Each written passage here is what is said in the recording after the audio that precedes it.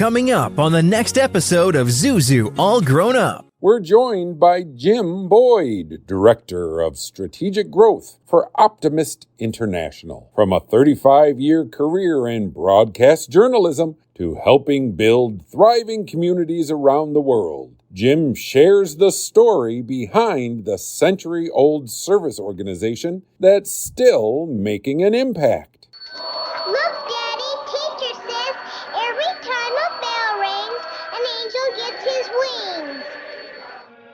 You're now listening to Zuzu All Grown Up. She's been featured in more than 20 films from the early days of film and television. He is a psychotherapist and her loving husband. Together, they are on a mission to brighten your day and your life. It's a time to smile, a time to laugh, a time to expect more. It's time to get inspired with your hosts, Karolyn Grimes and Dr. Brunell. It's time to meet Zuzu, all grown up. Karolyn Grimes has made a lifelong commitment that is based on the profound belief that everyone deserves to experience their own wonderful life. Her husband, Dr. Brunell, has long since joined her on this mission, bringing his own unique passion and insight. Together, their dedication reflects a deep desire to inspire others to embrace the profound truth that life is truly wonderful when we recognize and cherish the love and connections that are all around us. Join Karolyn and Chris to witness how one individual's life can inspire countless others, revealing the transformative power of one person who is determined to do good. As you connect with our inspiring guests, you'll realize that your own journey is also about self-realization, helping others, and earning your wings. Just like today's guest, you too have a unique potential to inspire and elevate those around you. Stay tuned. Another episode of Zuzu All Grown Up is about to begin. Get ready for miracles. Get ready for Zuzu. All Grown Up. Today, we're excited to speak with Jim Boyd, who brings stories of service, resilience, and improvement. We'll learn about the history and mission of the Optimists, explore the global projects shaping young lives, and discover how a simple creed continues to guide generations toward hope and self-improvement. Let's jump in. We are happy to welcome our guest, and his name is Jim Boyd. He's the Director of Strategic Growth for Optimist International. Please introduce yourself and tell us a little bit about your background. Thank you for the opportunity to participate in your podcast. As was mentioned, I'm the Director of Strategic Growth for Optimist International, have been there since about 2017, which was immediately after completing a 35-year career as a broadcast journalist, completely in radio. I did radio news for 35 years. At a couple of radio stations in Iowa, which is where I live. 20 years in Cedar Rapids, 15 years in Des Moines. At the same time, I had been a volunteer member of Optimist International since the mid-1990s. Just so happened when I got tired of radio, there was a position open at Optimist International, and for lack of a better way of describing it, the timing couldn't have been better. And I now work to try to help grow our organization, both with regular club membership as well as new club development, both domestically and globally. Well, we'd love to hear more about the history of Optimist International and its current makeup after over 100 years of community service. That's something, isn't it, Chris? Yeah. Wow. The first Optimist Club, I believe it was 1911, was formed in Buffalo, New York. A group of businessmen came together because they saw a need to address the issue of delinquency in boys. So they formed an Optimist Club to do that. But in addition to working to address that issue, an Optimist Club, and I will tell you that there are striking similarities between it and a Kiwanis Club, an Alliance Club, and a Rotary Club. They also were formed at that time to help with networking among business people and for socialization. Most clubs at that time met weekly to get together to, network and to address issues affecting them in their community. From the Optimist standpoint, it wasn't until 1919 that we actually formed the organization at our first convention in Louisville, Kentucky, because there had been enough growth of Optimist clubs around the United States to actually warrant forming a international organization. Organizations such as the Optimists had to deal with a societal shift that happened probably about 30 years ago. And when I say that, I mentioned that clubs were formed for service work, networking, and socializing. Well, it's about 30 years ago that the cell phone came into great play, and that means a lot of people chose to use it as opposed to a service organization to socialize and network. So the organization and organizations had to try to adapt to that because what was working decades earlier really wasn't, starting in the late 1990s and continuing into this century. So we've had to try and reinvent ourselves in order to remain relevant and still do service work in our communities. Is it true, Jim, that when you applied for the position of the Optimist International, that they told you to write your job description? And how did that work for you? Actually, that was kind of funny because I was nearing the end of my broadcast career. My wife happened to be on the Optimist International Board of Directors. She got notified one time that the membership director was going to be leaving. So there was going to be an opening. So I contacted that evening the executive director, who I had been friends with for a number of years, just through my volunteer work. And I basically said I had an opening. And he, without trying to sound too proud, he liked me. He liked the work that I had done at a volunteer level, especially when it came to growth. And after the conversation, he said to me, well, Jim, it's Friday night. Tell you what, over the weekend, write your job description and we'll see what happens on Monday. My wife and I actually did put down what we would like to see me do in the growth arena for Optimist International. And of course, he fine-tuned it and that sort of thing. But at the same time, when you're applying for a position and somebody tells you to write your job description, that bodes well for getting the position. There's kind of like a twofold purpose for an Optimist Club. One is obviously to do projects in the community, and I can give you some examples. The other is more personal. And when I say that, by becoming an optimist, and that's with a big O, not a little o, but big, you afford yourself an opportunity to become a better person, both personally and professionally. The latter being because you're getting together with like-minded people. It's hard not to be optimistic when you surround yourself with people who are optimistic. It kind of grows on you or wears on you. And by being part of a organization such as this, you learn some skills along the way. Like, I had never been a president of anything until I was a president of an Optimist Club. And of course, you're basically learning under fire. Well, that didn't work. I'm never going to do that again. That worked wonderful. Somebody write that down. So you learn through your experience. And by that, you become a better person. And you can also probably translate some of those skills into the workplace if you still happen to be in the workforce. But as I mentioned at the outset, Optimist Clubs do projects that can help young people. These can be fun. These can be educational. I'll give you one example of each. Educationally, we have a scholarship competition called the Optimist Oratorical Competition. It is scholarship-based, and in each of the 43 districts of Optimist International, there's a competition every spring. The winner gets a $2,500 scholarship. But several years ago, we expanded that to be global. So once you get past the local level, you go to a regional competition, you go to a district competition, and then you go to the international competition. So that student who may have won the local competition and $2,500, if they went all the way, their scholarship monies would be $22,500, and that's awarded on a yearly basis. Plus, there are obviously second and third place awards as well. From the standpoint of fun, and I'll use as an example something my club does. Every year, we contact our local middle school because it has an English learners program or English as a second language program for students. We take those students out to a local park where they get a horse-drawn wagon ride. They make s'mores over an open fire. Because of the time of year, they will probably decorate pumpkins or have some other sort of craft. And we play a game of kickball. Now, when you think about that, That seems all well and good. But remember, these young people are from a different country. So none of those activities are part of their culture. This represents then, for them,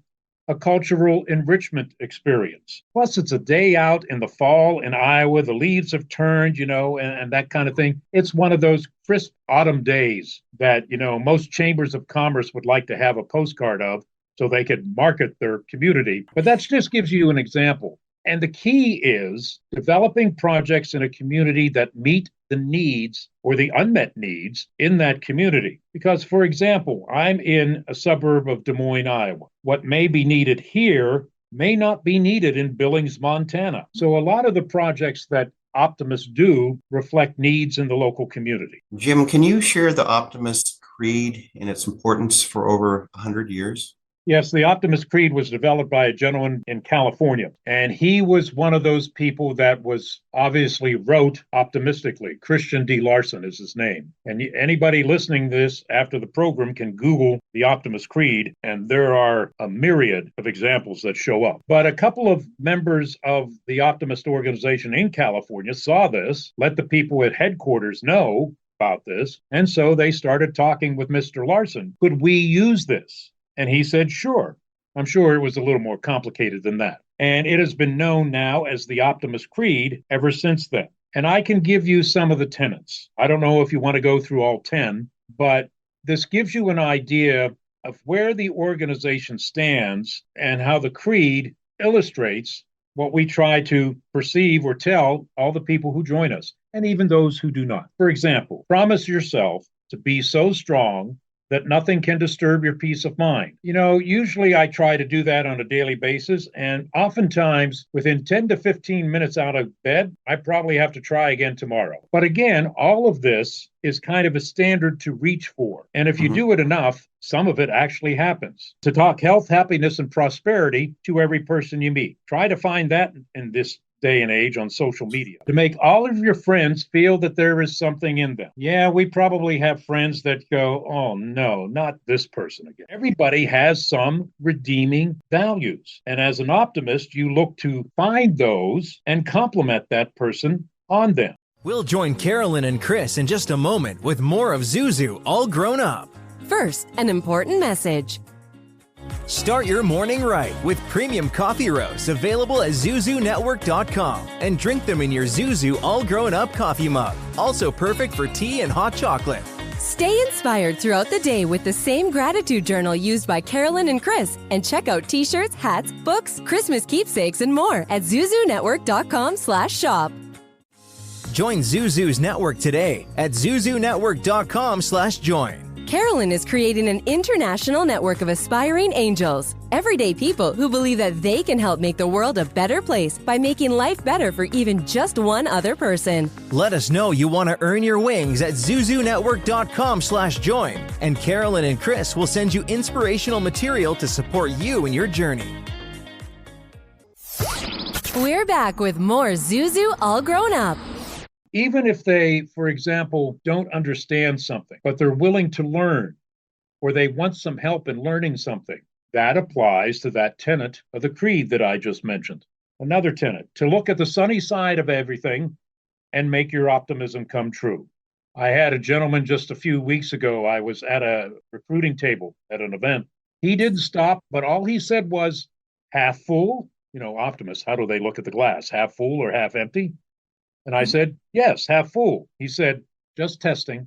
Again, another means of raising yourself above the noise that we have in society now and just trying to do better. Here's one that is difficult for, I think, a lot of people, and sometimes even myself, to be just as enthusiastic about the success of others as you are about your own. Most people want to succeed, and sometimes they don't want the other person to do it because, my goodness, that could be the competition. Not necessarily with this tenet of the creed. I'm happy that somebody else was able to do something, and if I didn't get it done, they at least did. So bravo. Here's one that's also challenging: to forget the mistakes of the past and press on to the greater achievements of the future. I learned a long time ago in my, if I can use the phrase, optimist career, that I can't change what happened yesterday. Heck, I can't change what happened an hour ago, but I can use that those experiences hopefully benefit myself and benefit others going forward. So, yeah, some people say, well, couldn't we learn from the mistakes of the past? Yes, you can.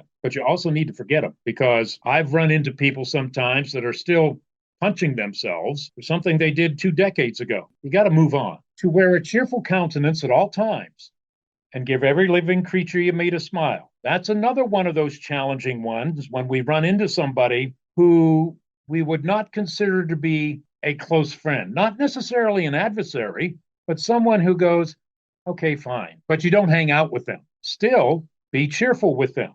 Give them a smile, even though it sometimes might be difficult. You give so much time to the improvement of yourself that you have no time to criticize others. Wouldn't that be nice? I don't think any explanation is needed there. Wouldn't that just be nice? And finally, to be too large for worry, too noble for anger, too strong for fear, and too happy to permit the presence of trouble. This is why I tell people when I'm out recruiting members and they're kind of on the fence, they like what we do, but they're not certain. I often tell them to take a copy of this creed and read it on a daily basis for 30 days. And I will almost guarantee you that your life will be better a month from now. If you do that, and if you do it honestly and consistently, because we're feeding positive thoughts and positive actions as opposed to dealing with negative stuff all the time. We kind of have to get better. And that basically is the Optimist Creed. I will tell you that not quite double digits with regard to new members join our organization simply because of the creed. They don't have a clue what we do, but they see those words and say, oh, I got to get a piece of this action. Well, along with the well-known service organizations with international connections like Rotary or Kiwanis and Lions Club, what makes Optimist International different? We come from the same model that was created in the 19-teens and 1920s. Each organization kind of has its niche, if it will. Right now, the Optimists are working with childhood health and wellness. For a number of years, we had something called the Childhood Cancer Campaign, where we either raised money to help with research to eliminate childhood cancer, and for a while funded a research chair at Johns Hopkins University, or we do projects in our community to help children affected by cancer, their families, or their siblings. It can vary from club to club, and that's the neat thing that is important to remember, that each club is autonomous. We don't give them a list of things to do and say, go do. They go out and figure out what is needed in their community, and then they go out and do. And I would still say, if I can go back to what we just talked about, one of the things that makes us very, very unique is that creed. Because to my knowledge, there isn't something like that in the other organizations. Now, if somebody listening to this says, oh, Jim, you're wrong, we have this. In advance, I stand corrected. Where is your most significant concentration of clubs? And do you know how many children and volunteers are involved? We probably affect over the course of a year about 6 million people. You've got Optimist clubs here in the United States. You have Optimist clubs in Canada. You have Optimist clubs in the Caribbean nations. The first one formed there in 1980 in Kingston, Jamaica. And when I came on staff, it was decided that, Jim, take another shot at international development, because it had been tried in the past outside the Caribbean and Canada. But the issue at those times was technology. Technology wasn't good enough, so I could do a WhatsApp chat with somebody in Asia, and the chat is clear as a bell. You couldn't do that really until about 2015, 2016. Timing was right to try that again. And believe it or not, on New Year's Day 2017, I had an email from a university professor from Kathmandu, Nepal. He researched the Lions, the Optimists, the Kiwanis, and the Rotary, and said, I think Optimists fit what I'm trying to do. Well, all I did was start the conversation. I answered the email. And as turns out, 3.5 months later, the Optimist Club of Kathmandu was formed. And of course, we've lost a few clubs in the last 6 years, but we organized another club. There are now 8 in the capital of that country, and I'm guessing about 4 dozen more throughout Nepal. Those people are connected. They have friends in India. They have friends in Bangladesh. They have friends in Thailand. So as they continue to talk about the Optimists and why they think it's very good, their friends may want, if I can use the phrase, a piece of the action, and formed another club in another location. We're a small organization. Out of the 4 that I continually mention, We're the smallest, which means you don't necessarily have the financial resources the others do. So you have to come up with innovative ways to make connections without having to, spend $5,000 on a plane ticket to go halfway around the world. That's kind of what we do. And that's why I was very happy to participate in this podcast, because people listening may say, I'm wondering how I can do this in my neighborhood or in my community. So, what is the oratorical program and how does it prepare young adults to become proficient in public speaking? It's a 4 or 5 minute speech on a given topic. If you want to boil it down, it helps high school students learn the art of public speaking. Because as you probably are well aware, if you're a good public speaker, you are leaps and bounds ahead of others who are not, because you can make a presentation before a group of people. You can feel comfortable in front of a group of people, or after years and years of experience, you can do an hour-long podcast. Your Optimist clubs support local sporting programs in their communities. Will you share about your Optimist International Junior Golf program, which has several tournaments and is recognized as a premier competition for young golfers around the world? How do you qualify for such an international program? Optimist International, as I said earlier, is divided into 43 districts, and each district holds a qualifying event. There are 3 age groups, 12 to 14, 15 and 16, and then 17 and 18. Top 2 qualifiers in each play in the international tournament, which is held in July at Trump National Doral, just outside of Miami. This past year, I was fortunate enough to work at the tournament. Heck, I like being on a golf course. I used to play a lot. But you get to see the tremendous athletic abilities of some of these people. And we had represented at one point in time, I think, 28 countries who came to play in what is known in the junior golf circuit as the Optimist. They came from South America. They came from Asia. They came from Central America. Of course, there's representation from Canada and all 50 states. And it is one of the most popular programs out there because it's been going on the late 1960s, originally developed out in California by a group of optimists there, and then moved over to Florida a couple of decades later. I mean, you name 5 or 6 top professional golfers, the chances are pretty good they all played in the Optimist when they were of the age that you could do that. So your website has a great video that captures the essence of your program and asks, in one word, what does optimist mean to you? Leaders worldwide comment on services, family, optimism, etc. What describes optimist to you and why? Improvement. Over the last 30 years, slowly but surely, and yes, there is more work to do still, I'm back on the right path, getting better. And I truly believe it's because of my association with like-minded people, with getting the confidence to do what I do now, and that is to develop new chapters and to convince people that they need to get in the Optimist game, that's with a big O, that I'm a better person because of all of that. You've traveled the world for Optimist International. What is your role in the new chapter development? We had a new club come in today. I've got one coming in tonight in Indiana. It's not that I do all of this. I oversee the development. We have other optimists who aren't paid, who go out and do this because they believe in the mission of the organization and the values of the organization. But yeah, if somebody said, Jim, can you come down and help for a couple of days? Sure. I was just in the southeastern part of Iowa this week working on a project. I could be in western Missouri in another couple of weeks to do that. I go to conferences and teach people how to do this. And I only do it because I've had 21 years experience doing this. So you do learn from things. And if you learn from the mistakes of the past and press on to the greater achievements of the future, you can get good at this. We'll join Karolyn and Chris in just a moment with more of Zuzu All Grown Up. First, an important message. To find out more about the organization featured in today's episode or a previous episode and to learn more about how you can help, go to zuzunetwork.com/beanangel. Hi, I'm Ryan Blaney, a third-generation race car driver. and I dedicate a lot of my time going fast. But when my grandpa was diagnosed with Alzheimer's, it was a very unexpected bump in the road for us. It's important to notice if older family members are acting differently or having trouble with routine tasks. Early detection of Alzheimer's can give your family time to explore support services and access available treatments. If you or your family are noticing changes, it could be Alzheimer's. Talk about seeing a doctor together. Visit alz.org/time-to-talk. A message from the Alzheimer's Association and the Ad Council. Have you heard? Affordable healthcare is better than ever. And right now there are more carriers and plans to choose from. If you're between 18 and 64 years old with a household income of $25,000 or less, this message is for you. Right now, the government's Affordable Care Act is available for individual and family health coverage plans with little to no cost to you. Don't gamble your health. Call Health Care for All. 70% of callers qualify for a zero-cost healthcare coverage. See if you are one of them.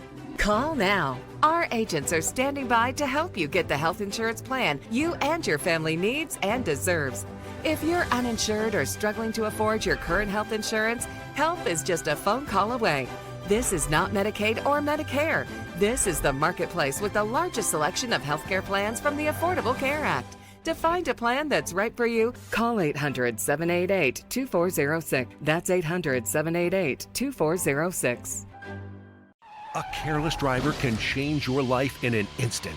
Do you know what to do or who to call? If you've been injured in a motor vehicle accident and don't have an attorney, call Auto Accident Help Desk for a free consultation. We can answer all of your questions and estimate the potential value of your case. Call Auto Accident Help Desk and connect with an expert personal injury attorney. Call 800-348-7312. 800-348-7312. Don't worry how to handle your medical bills, lost wages, and pain. We will get you the money you deserve. They got me way more than the insurance company offered. The consultation is free, and you don't pay any legal fees unless we win or settle your case. Make the smart call if you've been injured in an auto accident. Call Auto Accident Help Desk for a free legal consultation. Call 800-348-7312. 800-348-7312. 800-348-7312. Auto Accident. Zuzu's book club features recommendations from Zuzu herself on books she loves and thinks you will love also. All of the books that the club reads, fiction and nonfiction, are inspirational and uplifting. Folks, this is a life-enhancing club to be part of. You can sign up for free at zuzunetwork.com/book club. That's zuzunetwork.com/book club. This is Zuzu, all grown up. How many service projects do your members manage annually? It's good for the organization and it's good for the members to be active in something on a monthly basis. Now, that doesn't mean one of those all hands on deck projects that requires 25 people. You can easily do service with 2 people. For example, what a lot of organizations do, including the Optimist, when you find a needy family or 2 at the holiday season and you go out and buy presents. That's a 1 or 2 person project. Project like I told you about at the park, or our annual Easter egg hunt that happens the weekend before Easter for preschoolers, kindergartners, and first graders. That's an all hands on deck thing because you're in a field and you got all these kids all over the place, but still you're doing something every month and you're engaging the membership so that they feel that they too are giving back to their community in a very small way sometimes, or it takes a while in a very big way. So I like monthly. Now, that's just Jim. That's not necessarily the way it works in other clubs. Again, because they're autonomous. So what type of scholarship programs do you have and how are they funded? The oratorical is one. We also have an essay contest going back to the district level, 43 districts. They hold an essay contest, and obviously it's writing, give us a 700 to 800 word essay on this topic. Each of the districts can award a $2,500 scholarship, all of which are funded by the Optimist International. Let me go into the weeds just a little bit. An Optimist Club and Optimist International, under the IRS regulations, is a 501c4. The foundation is a 501c3. That means if you make a donation to the foundation, they can send you a letter saying you've done that, and then you can claim the donation as a deduction on your taxes if you want to do that. Optimist clubs cannot do that. because we are a C4. There is that distinction. So what optimists do is that is our charitable organization for us, for members. And we make contributions throughout the course of the year to the foundation. So it can, in turn, help fund scholarships and other activities at the club level. What is the Optimist Leadership Academy? The Optimist Leadership Academy is held every year just prior to the start of our international convention. That's the in-person part. They do meet monthly via Zoom.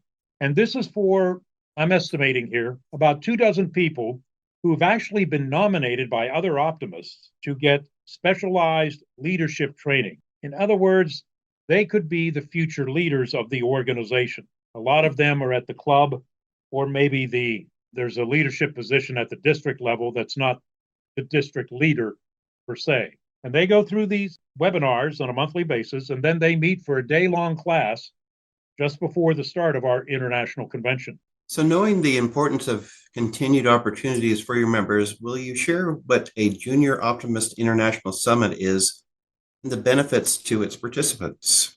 We call it JOY, J-O-I. We form junior optimist clubs, and yeah, you can actually probably do one in an elementary school in that age group if you would like. We afford these young people opportunities for leadership development because each chapter has a president, a secretary, a treasurer, and a board of directors. They also develop their own projects with the help of a sponsoring adult club. If you have a junior optimist club in a school, it's likely sponsored by an optimist club in that community. So the young people can learn the ropes, but they also get the opportunity to, like I said, develop leadership skill. And if you're 17 years old and you can put on your resume that you're the president of your junior optimist club, that speaks volumes to an employer because it means that you can accept responsibility. Once a year, and this was the inaugural year, we had the Joy Summit, in which junior optimists from around the country came to St. Louis for a day of training, some fellowship, some fun. They also attended our World Oratorical Competition finals, and this was all held at St. Louis University. It's an opportunity for that age group to have instilled in them the idea of community service that I believe will hopefully keep them involved in that when they're my age. And my age is basically, I'm a card-carrying member of Medicare. So that shows you the gap between what we're dealing with here. But it's hoped that the junior optimists continue to serve their communities year after year after year after getting out of high school. So where do you see the future of your Optimist International going? We have to make ourselves relevant again because so much of society now has gotten away from the community service idea to more individualness. I liken it this way. If we don't get more people involved in community service, then there will be more needs in the community that go unmet. At the same time, by getting involved with the optimists, as I said earlier, you got the community service, but you've also got the personal improvement angle. And as I alluded to earlier, I really don't care what age you are. 99% of the population probably wants to get better at whatever it might be. We're creatures that want to be better at what we do. And I'm a firm believer, and I've kind of alluded to that several times over the past hour or so, that I continue to try to do that. And I continue to screw up while I do it. You know, I may have to, after this is all over, get in touch with our hosts privately and see if they want to become an optimist. Well, I find this very interesting. In 1941, Frank Capra released what was probably his first Christmas movie called Meet John Doe. I don't know if you've seen it, but in an average Joe who is at first disillusioned with the state of mankind finds hope, optimism through the establishment of John Doe clubs, where average citizens help each other out and have a newfound sense of community spirit. It sounds a lot like the Optimist Club. Would you say that the Optimist Club is about empowering ordinary people to do extraordinary things and make their communities a better place to live?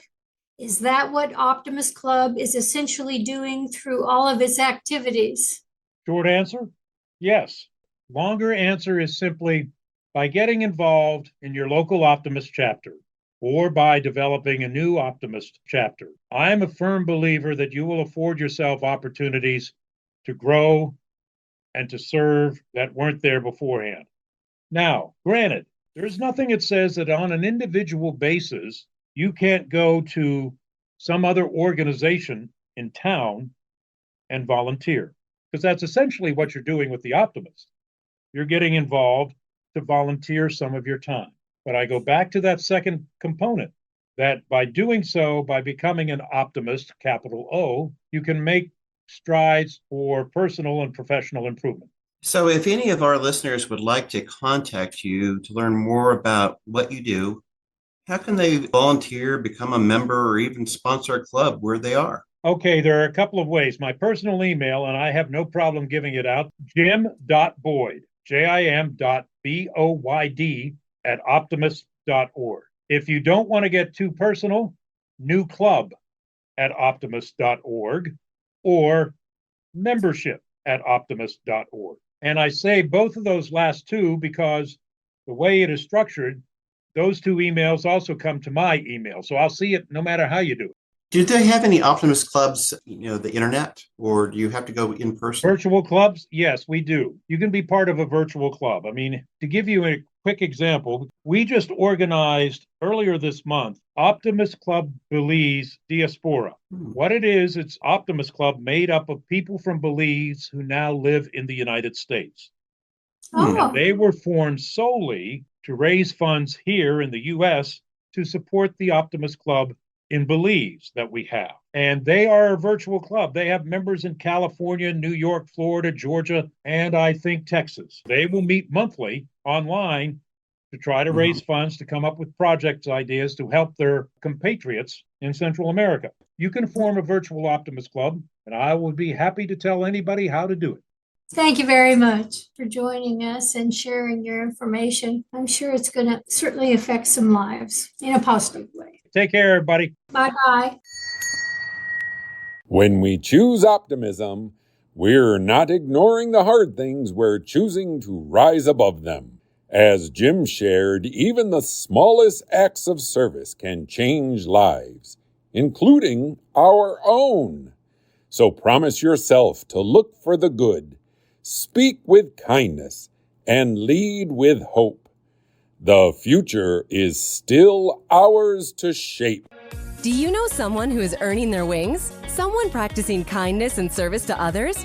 Perhaps an organization or initiative helping make the world we live in a kinder, sweeter place. Or maybe you've witnessed the miraculous, the divine, the magnificent in some way in your life, and you'd like to share it with others. Go to zuzunetwork.com/tellmystory and let us know more. You may end up being featured on an upcoming episode of Zuzu All Grown Up. That's zuzunetwork.com/tellmystory. Thank you for listening to another episode of Zuzu All Grown Up.